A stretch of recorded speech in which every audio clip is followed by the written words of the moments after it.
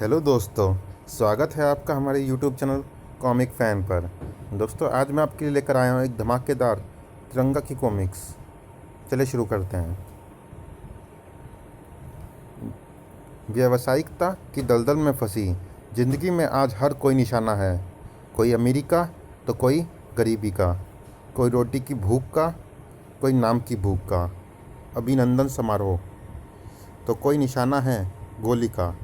Highway के इस पुल को रिकॉर्ड समय में पूरा करके एक्सीलेंसी अवार्ड पाने वाले ठेकेदार रमाकांत शर्मा से मैं अनुरोध करूंगा कि वे माइक पर आकर जनता के सामने अपने विचार रखें।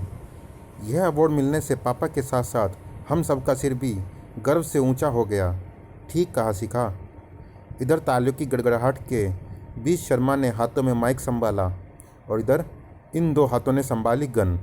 दूसरे ही पल टेलीस्कोपिक गन से निकली उस गोली का लक्ष्य था ठेकेदार शर्मा का सीना, लेकिन माइक की रोड ने उसे वहां तक पहुंचने नहीं दिया।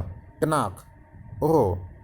वह गोली सभी के शरीरों में भय की लहर और अभय के शरीर में बिजली दौड़ाती चली गई। बचिए अंकल! इसी के साथ मौत एक बार फिर शर्मा के पास से गुजर गई। किस्मत ठेकेदार शर्मा के साथ थी और निशाना लगाने वाले से दूर। लोगों को मेरी स्थिति का आभास हो चुका है। ऐसे में यहाँ से भाग खड़े होने में ही मेरी भलाई है।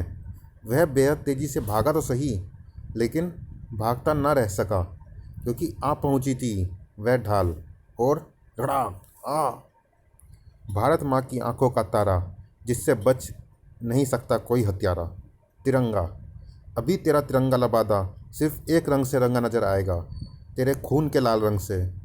लाल रंग से तिरंगा नहीं, तेरे गन थामने वाले हाथ और बकवास करने वाला यह थोपड़ा रंगेगा। धड़ाक! अब तू बक कि तू शर्मा जी को क्यों मारना चाहता था। ओहो बचाक! वह तिरंगा के सवालों का जवाब दे पाता उससे पहले ही उस गोली ने उसे मौत दे दी, जो ठेकेदार शर्मा के बॉडीगार्ड की गन से चली थी। तिरंगा ने झपट कर थाम लिया बॉडीगार्ड का गिरेबान। तुमने इसे क्यों मार डाला बेवकूफ़? हाथ हटाओ मिस्टर तिरंगा। मुझे सरकार की तरफ से शर्मा जी की जान की हिफाजत करने के लिए नियुक्त किया गया है। यह शर्मा जी पर फिर हमला कर सकता था, इसीलिए मैंने इसे मार डाला। तिरंगा ने अभी कुछ कहने के लिए मुंह खोला ही था कि वहां आ पहुंची शिखा और उसकी मम्मी। इन्होंने बहुत अच्छा किया तिरंगा, पापा के लिए बहुत बड़ा खतरा था यह हत्यारा। अगर तुम सही समय पर ना पहुंचे होते तिरंगा बेटा, तो यह हत्यारा भाग निकलने में सफल हो जाता। तभी एकाएक चौकी शिखा। अरे अभय भैया अभी तक यहाँ नहीं पहुँचे, कहाँ रह गए वे? शायद नीचे ही रह गया होगा। अभय इन्हें नीचे ही मिले। इसके लिए तिरंगा को तुरंत ही यहाँ से रवाना होना होगा और बनना होगा अभय। नए पाठकों के लिए अभय ही तिरंगा है। अभय मेरे लाल, मेरे बच्चे, तू नहीं जानता तूने मेरे सुहाग को बचाकर मुझ पर कितना बड़ा एहसान किया है। जिस दिन बेटा माँ पर एहसान करने लगेगा उस दिन प्रलय आ जाएगी माँ। तुम कुछ भी कहो अबे, आज मैं सचमुच तुम्हारी वजह से जिंदा हूँ। अपने पिता की हत्या के बाद मैं आपको ही अपना पिता समझता हूँ। पापा ठीक कह रहे हैं अबे भैया। इन इमोशनल बातों के चक्कर में पार्टी को मत भूल जाना अबे भैया। तेरे जैसी चटोरी और बक बक करने वाली जिसकी बहन हो, वह ऐसी बातें भूल जाए तो लानत है उस पर। अवार्ड की यह खुशियाँ ज़्यादा दिन तक कायम न रह सकी। वे पुल टूटने की आवाज़ों और उसके नीचे दबने वालों की चीख पुकारों में दब कर रह गई। धड़ाम! जिससे अनभिज्ञ नहीं था वह। पुल गिरने की खबर के साथ ही शेषन साहब ने मुझे क्यों बुलाया है, ये मैं अच्छी तरह जानता हूँ।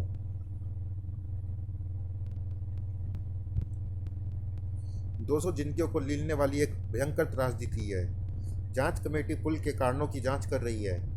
जांच के बाद ही असली कारणों का पता चलेगा, लेकिन अभी शक तुम्हारे धर्मपिता ठेकेदार शर्मा पर किया जा रहा है। नहीं सर, ऐसा नहीं हो सकता। वे निर्दोष हैं। तुम उन्हें अपने धर्मपिता की जगह गिरने वाले पुल के निर्माता के रूप में रखकर सोचोगे तो तुम भी इसी नतीजे पर पहुंचोगे। ऐसा है तो मैं इसकी खुद छानबीन करूंगा सर, और यकीन जानिए, अगर शर्मा जी के प्रति आपका शक सच साबित हुआ तो उन्हें सजा दिलाने में जो शख्स सबसे आगे होगा वह मैं होऊंगा। दृढ़ कदमों से चलता जनशक्ति के ऑफिस से निकला वह सीधा शर्मा के कमरे में ही जाकर रुका। अगर शर्मा अंकल वाकई गुनाहगार हैं तो यहाँ उनके खिलाफ कोई ना कोई सबूत जरूर मिलेगा। सबूत ना भी मिले तब भी मैं गुनहगार हूँ अबे, क्योंकि तुम, जिसे मैं अपनी सगी औलाद से बढ़कर समझता हूँ, मुझे गुनहगार मान चुके हैं। ऐसा कुछ नहीं है अंकल, मैं तो यह सब जनशक्ति के शक की पुष्टि करने के लिए सब बकते हैं बेटा। सब इनको फंसाने के प्रयास में लगे हैं। देश के लिए अपना सब कुछ न्यौछावर करने के लिए हमेशा तैयार रहते हैं। ये भला ऐसा काम क्यों करेंगे जिससे देश के मान सम्मान को कलंक लगे। जांच कमेटी की रिपोर्ट आने दो, फिर देखना इनके खिलाफ बोलने वालों के मुंह कैसे बंद होते हैं। मैं भगवान से प्रार्थना करूंगा ऐसा ही हो। मानो भगवान ने सुन ली अभय की प्रार्थना, क्योंकि अगले दिन ही हाईवे पुल हमने उड़ाया। आतंकवादी संगठन अल कमान का दावा। जांच कमेटी ने विस्फोट के सूत्र ढूंढ निकाले। ठेकेदार शर्मा निर्दोष साबित हुए। देखा देखा बेटा अबे, मैं ना कहती थी तेरे अंकल निर्दोष है। हाँ आंटी, अब मैं चैन से बैठ सकूंगा। अबे के लिए यह चैन से बैठने का विषय था, लेकिन तिरंगा के लिए नहीं। पुल को बम से उड़ाकर जो सैकड़ों बेगुनाह जिंदगियों से खिलवाड़ किया है, तिरंगा के हाथों उसकी सजा पाएंगे। अल कमान ग्रुप के आतंकवादी इस अपार्टमेंट की 10वीं मंजिल के ऊपर रहता है। अपना वह शिकार जिसे हमने 7वें आसमान के ऊपर पहुंचाना है। चारों आतंकवादी तेजी से सवार हुए उस लिफ्ट में, जो अगले ही पल उन्हें लेकर 10वीं मंजिल की तरफ बढ़ने लगी। लेकिन वहां तक पहुंचने से पहले ही लिफ्ट रुक गई। लेकिन कैसे? किसने रोका इसे? मैंने, क्योंकि इस लिफ्ट को रोककर मेरा इरादा है लात और घूंसे चलाने का। लेकिन इसके लिए यह जगह काफ़ी कम है, इसलिए इस मुकालात के लिए अच्छा यही रहेगा कि हम चले बाहर। अपने सवालों का जवाब पाने के लिए मैंने तुझे होश में रखा है। तू मुझसे कुछ नहीं उगलवा सकता, मुझे पता है। तभी तो मैं इस दूसरी वाली लिफ्ट की मदद लूँगा, जो अभी ऊपर ही है। दरवाज़ा खुला रहे, इसके लिए उसने डंडा फंसा दिया। फिर उसने लिफ्ट को बुलाने के लिए बटन दबा दिया। नीचे आती लिफ्ट कुछ पलों बाद ही तेरी गर्दन को तेरे धड़ से अलग करती हुई गुजर जाएगी। हम अल कमान वाले मौत से नहीं डरते। लिफ्ट के रूप में तेजी से नीचे बढ़ती मौत से ना डरने का दावा करने वाले आतंकवादी के छक्के छुड़ा दिए। पसीने से नहा गया उसका शरीर, हलाल होते बकरे की भांति चीख पड़ा वह। हमने पुल नहीं उड़ाया, सिर्फ पैसा लेकर उसकी जिम्मेदारी अपने ऊपर ली थी, और हमें वह पैसा दिया था इंजीनियर चक्रम राठौड़ ने। तोप के गोले सा तिरंगा के मस्तिष्क से टकराया वह नाम, चक्रम राठौड़। यह तो वही इंजीनियर है जिसने शर्मा अंकल के साथ पुल वाले प्रोजेक्ट पर काम किया था। लेकिन उसने अल कमान को जिम्मेदारी लेने की रकम क्यों दी? पुल गिरने में उसकी क्या दिलचस्पी हो सकती है? मामला मकड़ी के जाले की तरह उलझ गया है, लेकिन मुझे इसकी तह तक पहुंचना है, और इसके लिए मुझे पहुंचना होगा इंजीनियर चक्रम राठौर के पास। अल कमान वाले मेरे पास आए थे तो मालामाल होकर गए थे, लेकिन तू लूला लंगड़ा होकर और बहरा होकर जाएगा, और ऐसा करेंगे मेरे ये तीनों साथी। मिस्टर राठौर, मैं तुमसे जो सवाल करने आया हूँ उसका जवाब तुम तभी दे सकते हो जब तुम्हारी यह गलतफहमी दूर हो जाएगी। तुम्हारे ये गुर्गे मुझे लंगड़ा, लूला और बहरा बना सकते हैं या नहीं? तुम्हारे साथी मुझे जो देना चाहते थे, मैंने उसे सूद समेत उन्हें वापस लौटा दिया है। अब तुम्हें मेरे सवाल का जवाब देने में कोई एतराज़ नहीं होना चाहिए। मुझे हाथ न लगाना, मैं तुम्हें सब कुछ बता देता हूँ। शर्मा जी के प्रतिद्वंदी ठेकेदार अन्ना स्वामी ने मुझे यह सब करने के लिए कहा था। पुल को ध्वस्त करवाकर शर्मा जी की बढ़ती प्रसिद्धि को मिट्टी में मिलाना चाहता था वह। ठेकेदार अन्ना स्वामी जेल की कोठरी के अंधेरे में मिलकर रह जाएगी उसकी बाकी की ज़िंदगी। तिरंगा नहीं जानता था कि जिस ज़िंदगी को तिरंगा जेल की सलाखों के पीछे पहुंचाना चाहता था, उस पर मौत का साया मंडरा रहा था। जल्दी जल्दी हाथ चलाओ, अगले 4 दिनों में मैं यह काम पूरा हुआ चाहता हूँ। 4 दिन की बात करने वाले अन्ना स्वामी को क्या मालूम था कि अब उसे 4 दिन भी नहीं जीना था।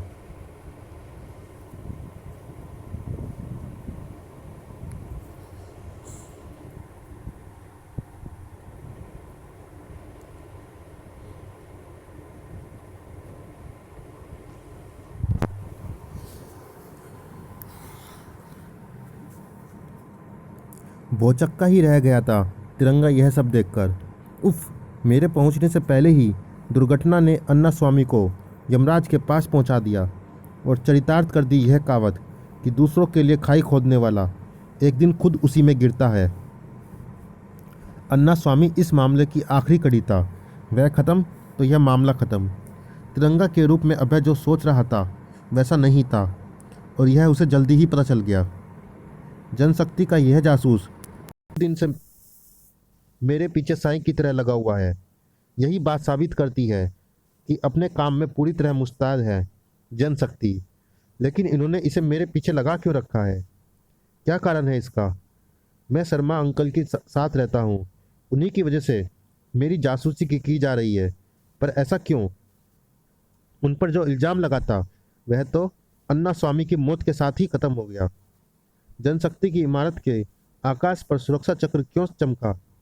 मुझे वहां पहुंचने के लिए तिरंगा बनना होगा, लेकिन पहले उस जासूस से अपना पीछा छुड़ाना बेहद ज़रूरी है। इसके लिए रास्ते पर पड़ा यह केले का छिलका काफ़ी काम आएगा। अभय ने बड़ी सफाई से केले के छिलके को पीछे की तरफ सरका दिया, जिसने दूसरे ही पल अपना कमाल दिखाया। उफ, धड़ाम से गिरा था उससे फिसलकर वह जासूस। अब जब तक यह संभलेगा, ग्रीन लाइट पर आगे बढ़ती यह बस मुझे इससे छुटकारा दिला देगी। इतनी तेजी और अप्रत्याशित ढंग से अभय ने वह सब किया कि जनशक्ति का जासूस देखते रहने के सिवा कुछ न कर सका, बेचारा। फिर अभय ने तिरंगा बनकर सेशन के सामने पहुंचने में ज़्यादा देर नहीं लगाई। कहिए सेशन साहब, क्या बात है? पुल की जांच कमेटी का एक सदस्य तुमसे मिलना चाहता है। वह किसी विस्फोटक रहस्य के बारे में जानता है जिसे वह तुम्हारे सिवा किसी को भी नहीं बताना चाहता। कहाँ और कब मिलेगा वह मुझे? ठीक 1 घंटे बाद, पुराने किले के दक्षिण शोर पर। मैं यहाँ हूँ तिरंगा, इधर ही चले आओ। आवाज़ के पीछे चला तिरंगा, आवाज़ पर ही रुका। बस तिरंगा, रुक जाओ। ये क्या? यहाँ तो इन 2 एम्पलीफायर स्पीकरों के सिवा कोई दिखाई नहीं पड़ रहा। शायद बोलने वाला उस फ्लड लाइट के पीछे खड़ा हो। हैरान न हो तिरंगा, मैं किसी के भी सामने नहीं आना चाहता, क्योंकि इससे मेरी नौकरी के साथ साथ मेरी जान पर भी बनाएगी। क्योंकि मैं तुम्हें बताना चाहता हूँ कि पुल की जो रिपोर्ट हमारी कमेटी ने पेश की थी वह झूठी थी। असल में हमें वहाँ कोई बम नहीं मिला। एक दौलतमंद के हाथों बिक कर हमने वह रिपोर्ट बनाई थी, जिसका नाम है zonal engineer Salman Khan. Zonal engineer Salman Khan को उसके गुनाह की सज़ा ज़रूर मिलेगी, लेकिन तुमने और जांच कमेटी के अन्य सदस्यों ने जो किया है वह काबिले माफ़ी नहीं है। इसलिए सज़ा के हकदार तुम भी हो। अरे, यहाँ तो कोई भी नहीं है। तिरंगा की ढाल ने फ्लड लाइट तोड़ दी थी। केवल यह एक टेप रिकॉर्डर है, कोई बात नहीं। देर सवेर मैं उसे और उसके साथियों को पकड़ ही लूँगा। फिर तिरंगा वहाँ न रुका। जोनल इंजीनियर सलमान खान के घर पहुंचकर तिरंगा के हाथ निराशा ही लगी। कोठी बंद है और चारों तरफ सन्नाटा भी छाया हुआ है। इसका मतलब सलमान खान घर पर नहीं है। मुझे उसकी खोज में कहीं और भटकना होगा। 1 मिनट, कोठी के अंदर से कबाब सीखने की गंध आ रही है। कोई अंदर है और वो है सलमान खान। छनाक! पाप और बेईमानी की जिस नदी में तुम तैर रहे हो उसके 2 किनारे होते हैं। एक किनारे पर होता है ऐशो आराम और दूसरे पर होती है जेल। पहले किनारे का मजा तू ले चुका है। अब उठ, क्योंकि तुझे बुला रहा है दूसरा किनारा। उफ, मेरे ख्याल से जिस नदी की तू बात कर रहा है उसके दोनों किनारों पर तेरे जैसों के लिए एक ही चीज़ होती है, और वो चीज़ होती है मौत। सिर्फ मौत। मुर्गों की जगह अब इन सींकों में तेरा गोश्त सींकेगा। पाप को मिटाने एक बार जो इंसान निकल जाए, मौत उसके पास ना फटके, आग उसे जला ना पाए। ये सब बेकार की बातें हैं। हकीकत यह है कि आग जब बरसती है तो जलकर राख हो जाता है उसके सामने आने वाला। उफ, वो कैसे पीछे हट जाए भला आग के डर के, आग से डर के, जो निकलते हैं आग को अपने सीने में भर के। तुझे सिर्फ आग से खेलने का ही शौक है खान। आ, मैं आज तुझे उसकी तपिश का अंदाजा करवाता हूँ। हल्की सी तपिश से ही पिघल गया आग का शातिर खिलाड़ी। हाँ, मुझे छोड़ दो, मैं जिंदा भुनना नहीं चाहता। एक ही शर्त पर तू तंदूरी मुर्गा बनने से बच सकता है खान। यदि जांच कमेटी को रुपया देने का अपना गुनाह तू कबूल कर ले। मैं कबूल करता हूँ कि जांच कमेटी को वह रुपया मैंने दिया, लेकिन असली गुनहगार मैं नहीं, ठेकेदार रमाकांत शर्मा है। खान के मुंह से निकला वह नाम परमाणु बम के धमाके से भी बड़ा धमाका बनकर टकराया तिरंगा के मस्तिष्क से। शर्मा अंकल, ये ये नहीं हो सकता। दोस्तों, तिरंगा की तरह आपके मस्तिष्क में भी रोमांच का गुब्बार उठ रहा होगा। उसकी तरह आप भी यह जानने के लिए बेताब होंगे कि कौन है असली अपराधी। अगर ऐसा है तो इंतजार कीजिए आगामी अंक का, जिसमें तिरंगा के साथ साथ आप भी जान जाएंगे कि कौन है असली देशद्रोही।